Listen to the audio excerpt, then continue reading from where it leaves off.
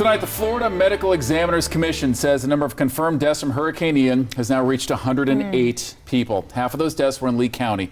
Thank you for keeping it here on Fox 4 News at 11. I'm Chris Earl. And I'm Nadine Yanis. This is the hard stories that we're beginning to tell as a part of our journey after Hurricane Ian. And this week I spoke with the family and friends of loved ones who have passed, including the friend of one woman who was known as the glue of her family, here with her sister and cousins celebrating her 40th birthday on Fort Myers Beach. Another whose uncle didn't survive the storm surge on Matlacha, each sharing their stories tonight. At 66 years old, Mike Verdream had a dream of living on the water in Matlacha. Moving to Southwest Florida in 2021, just 3 hours down the road from his niece and goddaughter, Stacy, whom he helped raise after her dad died when she was just 2 weeks old. He's always been just a really big part of my life and just kind of always there for me. When I didn't have a dad to do things with. Stacy last speaking with her uncle the Wednesday morning Hurricane Ian hit. I woke up and I just felt like I need to give him a call, and so I gave him a call on Wednesday morning. I spoke with him for 3 minutes, and he kind of gave me his plan. He said that he was staying there. If it got too bad, he was going to go to a friend's home that was 2 stories.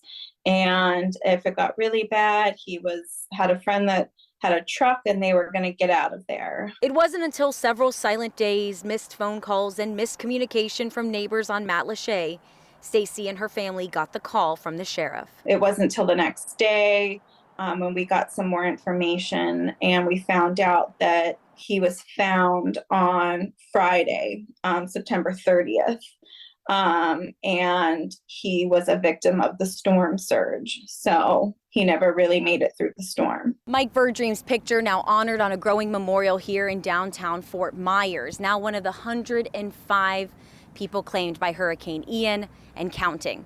But loved ones say these are not just numbers. They are brothers, sisters, mothers, fathers, all lives that need to be remembered. Nichelle Harris-Miles was actually on Fort Myers Beach with her sister and 2 cousins when Ian made landfall. She was here celebrating her 40th birthday, a ticket bought by her daughter, according to close family friend Danette Marshall. It's just a terrifying, terrible situation to go on a vacation and to not make it home to see your kids. And the sad thing is her daughter bought her ticket for her birthday to go. Inside the second-story hotel, Nichelle, her sister, and cousins tied themselves together with sheets as the storm surge came through. That's when the roof collapsed. Nichelle dying days after turning 40, with her sister witnessing it all. Everybody, they say, why did you go? Why did you go? Why did they go? And they went because they were told by the Airbnb people that, it doesn't get that bad here.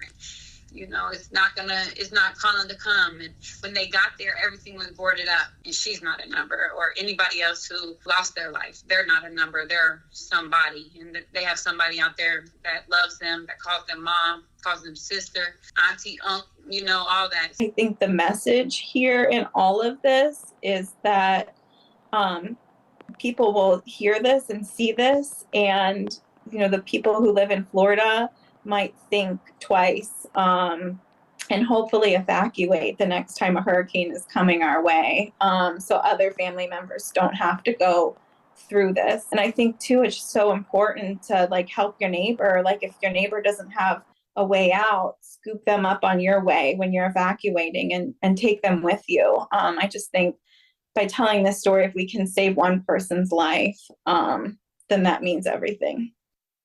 We're so grateful to both families who shared their stories tonight. Now, late this evening, the Medical Examiners Commission raised the death toll again from 105 to now 108 storm victims. Both families grateful to the first responders and support from strangers. They're now both working to get the bodies back from Fort Myers to Ohio.